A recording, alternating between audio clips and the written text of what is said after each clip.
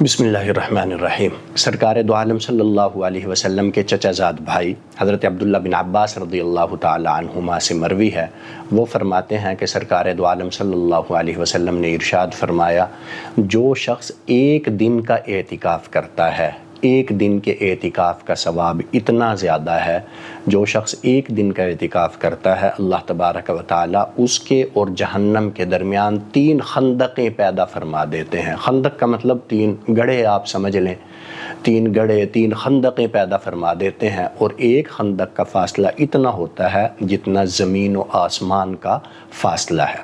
تو اللہ تعالیٰ ایک دن کے اعتکاف پہ 3 خندقیں پیدا فرما دیتے ہیں۔ تو میرے بھائیو، جو 10 دن کا اعتکاف کرتے ہیں، 30 خندقیں اللہ تبارک و تعالیٰ اس کے اور جہنم کے درمیان پیدا فرما دیتے ہیں، اور ایک خندق کا فاصلہ اتنا ہے جتنا زمین و آسمان کے درمیان کا فاصلہ ہے۔ السلام علیکم ورحمۃ اللہ۔